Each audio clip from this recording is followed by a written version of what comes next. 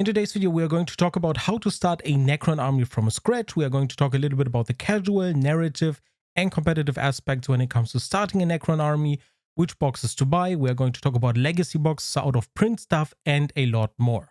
If you enjoyed the content, consider leaving a thumbs up and subscribing, as well as checking the links down in the description below if you want to support what I do. Let's get into the video. So first up, who's this video for? This video is for people who are new to the hobby and want to start the army, or for veterans who have already played Warhammer 40k or Age of Sigmar and they want to start their second or third army and they have been considering Necrons. And I'm here to tell you which boxes to consider, how to best start your army, and depending on which playstyle you go for, there are different boxes that are going to be interesting for you. And with this, why would you consider playing Necrons? Why should you consider playing Necrons, and what makes them unique? So first up is obviously their visual design. They are robot skeleton terminators. A lot of people call them spooky skeletons. I don't think they really go for the spooky vibe. They are really more terminators in space with a little bit of an Egyptian touch, which I really like. And then we obviously have the fact that they are always returning to the battlefield. So you destroy them and they get back up again. They have tons of rules that support that. They have a lot of very advanced weaponry. Now, on the tabletop rules-wise, that doesn't differentiate them that much anymore, simply because if you were to kind of put lore-accurate weapons on a tabletop, the basic Necron warrior would probably atomize a Land Raider, and that's definitely not something that we want balance-wise, but still something cool to think about. And yeah, generally speaking, what makes them special is that they are always returning back to the battlefield. Another important aspect to mention is the unit variety. While more and more armies are getting more refreshes, more models, and they can usually play ranged and melee, not all of them can. And the Necrons especially have a big number of different units. And that is quite interesting to mention because they got their refresh in 9th edition, they got a big refresh around the 2010 mark, and with all of that, you get a ton of different models. You can play them very elite. If you don't like painting a ton of models, you don't have to go for Necron warriors, you can go for Lich Guard. If you want to play them vehicle heavy, you can do that as well with Doomsday Arcs and Doomstalkers and Monoliths and so on. You can go for big centerpiece models like the Silent King and the Catan and so on. So you have tons of different options to play.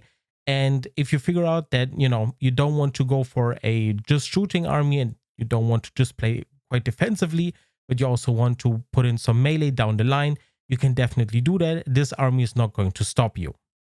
Another less talked about thing, but I think it's quite important, is to mention that your leader choices, or your characters in this case, that are going to be leading your Necron warriors or your hordes of different units are quite important in this particular army. So you're always going to run quite a few of them simply because your army needs support, be it via resurrection orbs, which obviously, as the name implies, makes it easier for your units to come back from the dead, or be it via different buffs that allow your units to hit a little bit better, to remove themselves from melee combat and still be able to shoot, and so on. Your army is very reliant on those characters, and I think it's more so for the Necrons than for other armies, and it's definitely something that you have to like. Being able to kind of attach more or less a character to every unit or to your most important units, it's definitely going to be a theme for this particular army, and I think it is cool. It's kind of like attaching a necromancer to your skeleton horde, and every kind of 20-man blob of your Necron warriors, which are basically your skeletons, has its own necromancer, in this case an overlord,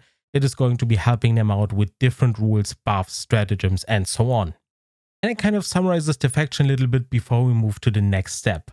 So first up, let's discuss the legacy boxes that you're probably not going to find on store shelves anymore, but maybe you're going to get lucky and you're going to find it at some local IGS in some kind of corner on some shelf, and you'll find it for a good price. And at that point, I want you to be equipped with the knowledge to consider whether this box is interesting or not. So first up, we are going to talk about Battle Forces. Battle Forces are big Christmas boxes, or were big Christmas boxes in 2020 and 2021. These days, GW just releases Battle Forces whenever they feel like it. A couple of years ago, it was just around the Christmas period when these value boxes arrived. They are a single print run. Once they are sold out, you're out of luck. And that means that you're going to have a hard time finding these. But as I said, maybe you're lucky and you are going to find these. So the first one we are going to talk about is the Eradication Legion. I'm fairly certain that this one released in 2020 and was one of the most popular battle forces out there, simply because it was the year of the Necrons. Indomitus released, and people were really hyped to upgrade their Indomitus half.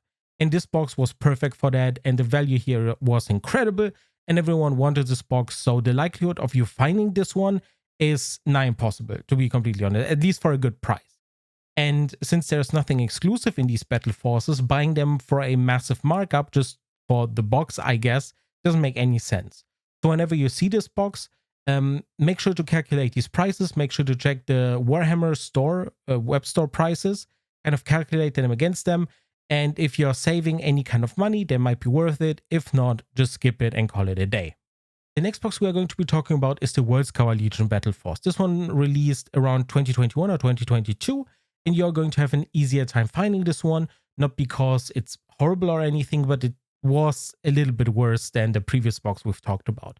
What you got here and the kind of centerpieces were the Doomstalkers. At the time, the new Combat Patrol hasn't arrived yet, so this was the only way to get them at a discount, which was pretty cool. Then you got some Ophidian Destroyers. These models are very fun, few between, very niche. Not a lot of people are considering running them. They've never been really that strong. And visually speaking, while I personally find them cool, your mileage may vary. And then you got some other slightly weird choices with the Psychomancer as a leader choice. The Psychomancer is very difficult to assemble. The same applies to the flayed ones. So you have a kind of steep difficulty curve as far as hobbying goes in this particular box. And I've talked about it in the review on the channel, which you can find. It's a little bit older, but the review still stands, where, you know, some of the models are very easy to assemble. The Warriors, for example, or the Doomstalkers, they are more or less push-fit kits.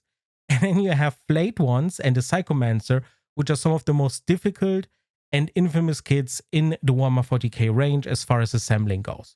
So if you find this box by any chance, and if you pick it up, it's not a horrible start at all. All you need to add are some destroyers, and you have a Combat Patrol ready to go, and you have a pretty cool start to your army with 2 Doomstalkers and so on. Just keep in mind that flayed ones and the Psychomancer and so on are just very difficult to assemble. Just don't underestimate that. The rest is okay, but the box wasn't that popular at the time, and that's why you might still find this box for a decent price. Next up, we have the old Necron's Combat Patrol box. This box never received rules, but I have created and designed some rules on the channel. So if you ever wanted to run this particular box in Combat Patrol minus the flyer, you could definitely do so. You are going to find the video on the channel, and there's going to be a Google Docs document, I think, with all the rules laid out. The only thing that you would need to add on top of this particular box to be able to run it with my rules would be heavy destroyers, and then you're good to go, because a flyer in Combat Patrol is awkward to run, and it's just frankly not that good, and flyers in full 40k are also not that fun to run. So I just added a couple of destroyers on top because there are some of the cheaper kits out there, and they just made a good fit into this particular box. But overall, this box, if you can find it for a decent price, so around Combat Patrol price these days, I think it's worth it to consider, especially if you want to combine it with the new Combat Patrol box, because you get completely different models. Yes, you would be sitting on 2 Overlords, but thankfully both of them have a different loadout, they have different weapons, one of them has a res orb, the other one has a tachyon arrow, and so on. So you're at least getting 2 different models, despite the likelihood being low that you are never going to, run 2 Overlords. It's just not that great. But other than that, I think it's a great box. Tomb Blades are pretty decent. You can assemble your Immortals as Death Marks, or the other way around, or you can do 5-5. You're getting 10 of them in total, so that's pretty good. And overall, this box was a pretty decent mix-up or a combination with the new Combat Patrol, and I still think that holds true today. So if you can find it for a Combat Patrol price, ideally a little bit cheaper at a discount, I would still recommend this one. It's still good. The models are all up to date, and it's definitely a box worth looking at if you don't mind running a suboptimal flyer at times, which it looks cool, the Doom Flyer or the Croissant or whatever you want to call it. It looks really cool, but flyers in 10th edition and their rules were a little bit botched, and that's why they're just not that popular, and that's why you don't see them a lot on the tabletop. Next up, we have the starter sets from 9th edition. Obviously, these are going to contain a lot of books and rules and pamphlets and so on that are out of date. But despite that, the miniatures in there are still completely up to date. They are all relatively new. And if you can find the Necron half, for example, for a good price somewhere, or the full Command edition or Elite edition or something, I still consider them worth it if the price is right.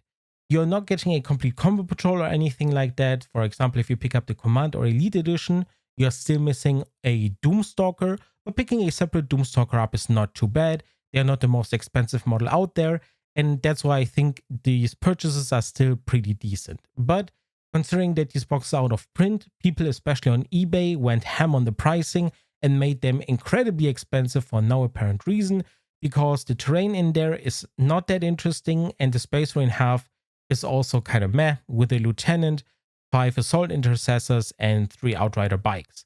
So all things considered, if you can find them for a good price, I still think that the starter sets are okay, but anything above the MSRP is just not worth it. And the same applies to the Recruit Edition. The Recruit Edition is a little bit less interesting in my opinion, simply because all you're getting is a character model as well as a few Necron Warriors. If you can find it for MSRP, it's still worth it, simply because Necron Warriors would cost almost as much as the Recruit Edition to begin with.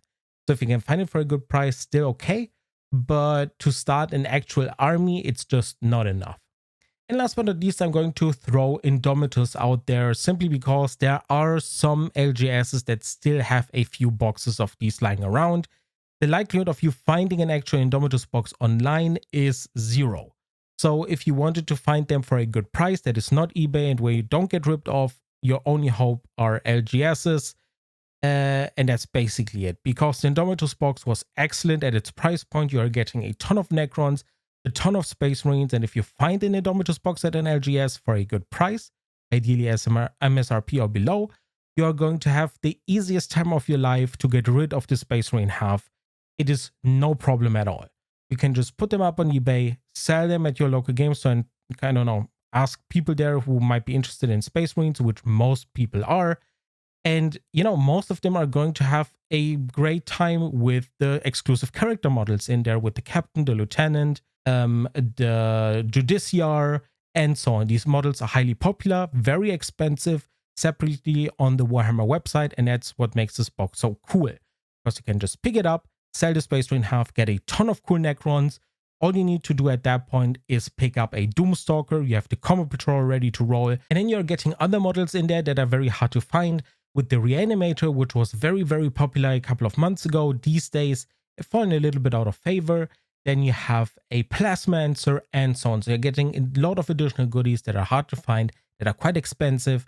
And yeah, there's really not much more to add here. If you can find the Indomitus Necron half for a good price or the entire box, definitely worth a pickup. Sell the Space Marines and you're going to have the time of your life. You're probably going to spend very little money on the entire box, on your Necron half, if you can get rid of the Space Marines altogether. So that's definitely a strong recommendation from my side. And then last but not least, when it comes to current boxes, we obviously have the current Necron Combat Patrol. This one is fully featured, so it has its own rules. You're getting a Doomstalker, an Overlord, you're getting your 10 Necron Warriors, you're getting 3 Scarabs because they're on the same sprue, and then you're getting your Destroyers together with their little buddy that buffs them once per game. And that's basically the entire box. When this box released, I was kind of not very wowed by this one, simply because the value here is not that great, and you could get most of it from the starter sets, as I explained earlier, so from the Command Edition or from the Indomitus half and so on. And these days, that still holds true. I wouldn't say that this box is a horrible start or anything. You're still saving money, but you're just not going to save as much money as with other boxes. So just to give you an example, this box is going to save you approximately 13%, maybe even less depending on the region. Meanwhile, other boxes, the average is going to be 30%.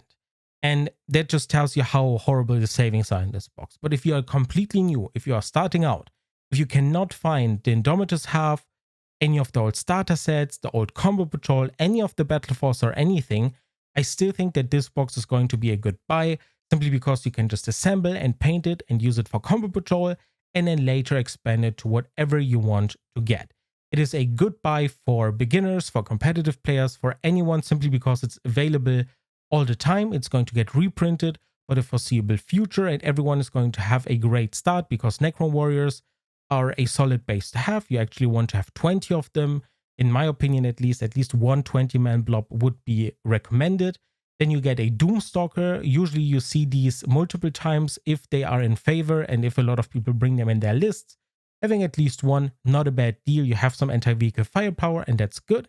You're getting some Destroyers. These are popular or not, it depends. They usually trade blows with Wraiths. So depending on the season and depending on what's going on in Warhammer currently, It's either Wraiths who are very popular or Destroyers, either or, but they've usually seen play a lot of the time. They are fun to run no matter if you're playing competitive or casual, and that's what makes them good.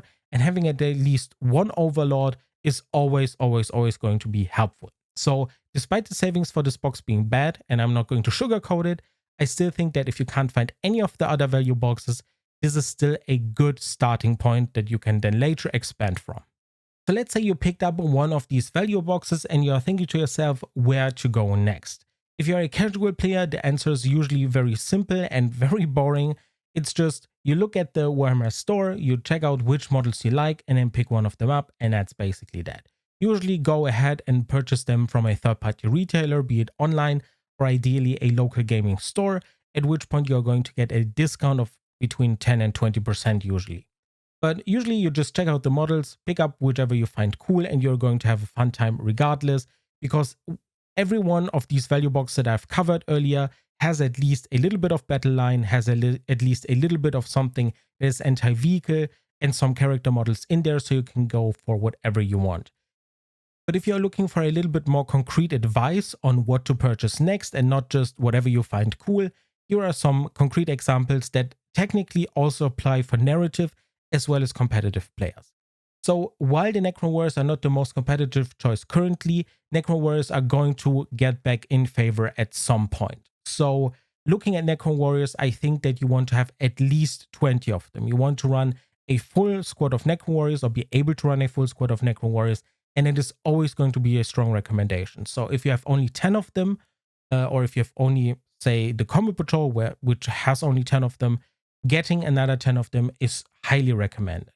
And the same mostly applies, I think, to most of the units that you can find in the Combat Patrol. I think that the Scopeback Destroyers, having or being able to run a 6-man squad is not that bad.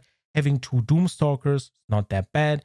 And the only reason why you wouldn't consider picking up a second Combat Patrol, for example, is that you probably don't need another Overlord with the exact same loadout. And buying these things separately allows you to paint them at your own pace, and you're not going to have 2 Combat Patrols sitting there for no reason. That would be my only kind of reason not to pick up the Combat Patrol twice, despite the value not being that great. Now here's another warning, I've talked about that earlier, but if you are completely new to the hobby and the Necrons are your first army, this is not meant to scare you away or anything, just be aware of these kits whenever you buy them and assemble them. Looking up YouTube videos on how to assemble them and getting a little bit of help is probably going to be very, very helpful, simply because these particular kits are very difficult to assemble. So first up, we are looking at the flayed ones. They are very fiddly, they have tiny parts, their claws are mostly separate, and assembling them is quite difficult. If you have Tamir extra thin, this is going to be way easier. Never ever use just super glue on plastic models. It's horrible. It's a terrible idea. I've seen that on multiple posts on Reddit. Don't do it. Just use plastic cement. You're going to have an easier time. Still, flayed ones not easy to assemble. The Psychomancer we talked about earlier, also very difficult to assemble. Most of these long kind of taily parts, I guess, these tentacles or whatever, are also pretty much separate, and assembling this one is not easy by any means. Then we have the Tomb Blades, which we talked about earlier, which were in the old Combat Patrol, also not easy to assemble.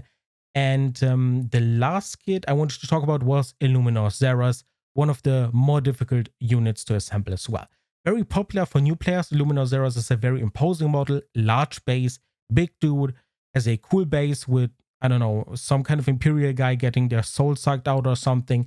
But be aware that these models are not easy to assemble, and that you should probably start with your Necron Warriors, with your Doomstalkers, and with your more or less easy to build models or push fit models. That is going to make your life a lot easier. It's going to be a lot more fun, and then you're going to go from there. Now, as far as narrative goes, this one is going to be a little bit more difficult. Now, the Necrons have access to a lot of named characters, and usually narrative players don't make use of them. They prefer to have their own character models, give them names, give them a backstory and so on. And you still have a lot of options despite the Necrons being flooded with named character models. So what you have access to is, for example, the Chronomancer, the Psychomancer. You can get Hexmark Destroyers, which are not particularly leaders, but they're their own character, you know, and they're running around on their own and giving them their own names and so on. definitely is usually worth it, and it enhances the experience, at least in narrative games on Crusade campaigns. And you still have a lot of options. So if you scroll through the Warhammer store and you see a lot of named characters, don't get discouraged by that. There are still tons of options for you to get non-named stuff, non-named leaders on the board without any hiccups or problems. So yeah, because that was definitely one of the points that are discussed a lot whenever I see posts on Necrons and whether a narrative player would have fun with this particular faction, because a lot of the stuff in the Necrons is named or just very kind of important in the lore, like Catan shards and so on. And not every narrative player wants to play them. They want to play a realistic, quote unquote, Necron force that you would see on a planet, and not every battle is going to have Imhotep the Stormlord or the Silent King on the battlefield, obviously. And a lot of narrative players just value non-named characters and giving them their own story. And, you know, despite having a lot of Catan models, despite having Zarek or the Silent King or Imhotep and so on within the roster, I still think that you're going to have a great time with them narratively. Just, as I said, pick up Psychomancers, Chronomancers, Plasmancers, Overlords, and so on, and you're going to have a great time. Now, as far as competitive goes, here we are going to have a little bit of trouble, as always, simply because competitive changes every 3 to 6 months. Sometimes more significantly, sometimes less significantly, but you're going to know that if you have ever collected an army competitively, that things change all the time. But we are going to be able to have some historical data. We are going to be able to understand how GW kind of balances these forces and the Necrons specifically. And thankfully, I play Necrons myself, also played them at tournaments, so I'm going to have an easier time explaining this. The first thing that I think is going to be worth it to pick up as a competitive player, as always, is going to be a 20-man Necron blob. Necron warriors have not been in favor for the past 6 months or anything. Not going to say that, but the single patch where GW drops them by a point or two, they're going to go crazy. Mark my words, having at least 20 of them is going to be a good thing. The other units that I think are going to be very strong are going to be heavy destroyers. Heavy destroyers are always going to be a really great defensive vehicle platform, anti-vehicle platform, and you can run them either in squads of 3 or in 3 separate squads, making them very difficult to target and take out all in one fell swoop, and it makes them very, very cool. Also, they are smaller models. Believe it or not, psychological impact is a thing, and if you see a Doomstalker on the other side of the table as the opponent, you are going to have an eye on it at all times. Heavy destroyers, smaller models, but still very, very scary. A lot of people at times don't see them, don't pay attention to them, and they ignore them at times, and that is kind of funny to think about, but it actually happened at tournaments numerous times, at least to me, not against super seasoned players or anything, but it does happen. And I think heavy destroyers do have their place in a lot of competitive lists, and they are going to be viable a lot of the times. Maybe not S tier units, but they are usually always very, very strong. And then last but not least, we have the Catan. The Catan are very strong. Some of their models are sadly a little bit older, especially the Deceiver and the Nightbringer are very old models, but they are very strong, especially the Nightbringer, even though they've been trying to rein the Nightbringer in. It's not that easy. Just upping the points a little bit is not going to cut it, at least completely. You're still going to see lists with them. And then we obviously have the Void Dragon, which is a completely new kit, looks awesome. And I think picking up the Void Dragon is going to be the safest bet, simply because that model is not going to see a change anytime soon. Meanwhile, I can absolutely see the Nightbringer and the Deceiver getting new models.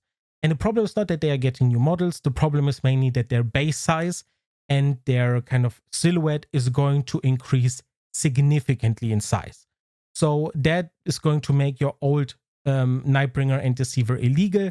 And at that point, buying these models is kind of a ticking time bomb.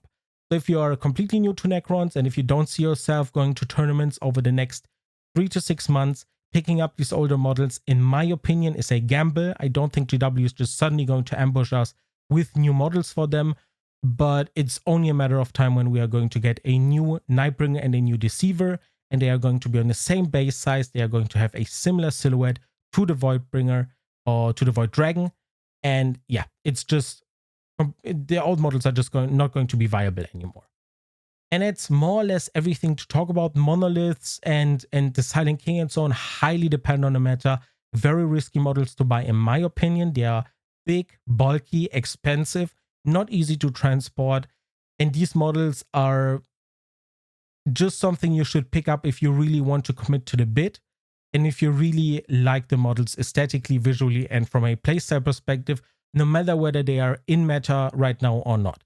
These bigger models are just quite risky to pick up. And as a new competitive player, if you are just starting the faction, I would strongly recommend you don't pick them up for now and focus on the core of your army, which are Immortals, Necron Warriors, and depending, maybe the Void Dragon, maybe some Wraiths, or just regular Scorpack Destroyers, and you're going to have a good time. Building your core as a competitive player is the most important thing. They are the most important models in your army, and they are going to kind of decide on how you're going to score points, how easy of a time you're going to have controlling the battlefield, and having them is going to be an easy time, because at that point you're going to have an easy time also just going to go out and buy a Cryptek if you need it, or buying a Plasmancer or Psychomancer whenever they get into the meta and you want to run them, because it's a single model. You can assemble them and paint them if you're fast in one evening, and you can take them to the tournament the next day. Meanwhile, painting 20 Necron Warriors is going to be a lot more work, and just having it ready to go is going to be a heaven sent. So overall, build the core of your army first, consider which units are strong and which are not. Goonhammer and so on have really good articles. Don't be afraid to check out older articles and older Necron lists that did well competitively, just so you can get an idea of which units are favored by GW, how GW balances Necrons, and how they approach the faction, and then make your purchases accordingly. And last but not least, I already did a similar video for the Space Marines, but there I had the option and the luxury to make thematic lists. So for example, making lists for specific first founding chapters, where you had, for example, a quick strike force akin to the White Scars, or you had a very defensive force akin to the Imperial Fists. A thing like that does not exist for the Necrons. The Necrons have a ton of options within their roster. They have a lot of different dynasties. Dynasties are more or less the chapters for the Necrons, and they all have their own lore and ideas and so on. But there is not a clear-cut way to play them like there is for the Space Marines. So if you want to play a highly defensive force with a lot of siege weapons like the Doomstalkers, with a lot of Lich Guard to keep things away from your Doomstalkers and so on, you can obviously do that. If you want to play a highly mobile force with command barges, with just Crypteks and Wraiths and everything that moves 8 inches or faster, that is definitely an option, but there's not a clear-cut way to play them. And the only thing I can tell you about Necrons is, as far as strength and weaknesses and playstyle goes, they are going to be defensive, generally speaking. You're going to be running a lot of models depending on your army, but usually, even if warriors are out of favor currently, you're still going to run a ton of Immortals, and you're still going to have at least, I don't know, 50 or 60 models on the table. And you can play them however you want. You can play them ranged, you can play them melee, you can play them in a mix, you can play them very character heavy. The Necrons actually love that. There are some detachments where you are actually rewarded for playing character heavy, and so on. As far as weaknesses go, the only thing that I can think of is that their durability over the years went down over and over again, especially Necron Warriors degraded over time. Back in 3rd edition, they were super scary, could destroy tanks on their own. These days, we're obviously looking at just regular toughness for 4-up safe guys with 1 wound that can reanimate, but they're not as scary anymore. So I think that you're more or less playing a zombie horde army with super elite specialized units on top of your zombie horde. And I think that is what makes them cool. And yeah, if you want to play the Necrons, definitely go for it. It's a super cool faction, heavily featured by GW. They are going to get more releases as the time goes on. I'm fairly certain that some of the older models, especially the Kitana, are going to get updated. I think that we are probably going to get new Locust destroyers, simply because the old ones are from 3rd edition and are very old. And some of the older characters, like Trazen the Infinite, was very popular because of the book The Infinite and the Divine, is also going to get a refresh. So as far as refreshes go, as far as army support goes from GW, definitely pick up the Necrons. They're going to be heavily featured. They are going to get new models, and you're going to have a ton of fun with them. If you have any very specific questions as far as army building goes, or as far as a specific unit goes and what I think about it, or whether I would kind of consider it for your particular purpose or for your army, definitely drop it down in the comments below. I would be happy to help you out there. And with that, I hope this was insightful. I hope it could help you out a little bit as far as starting Necrons goes. And yeah, with that, I hope to see you in the next video. Take care.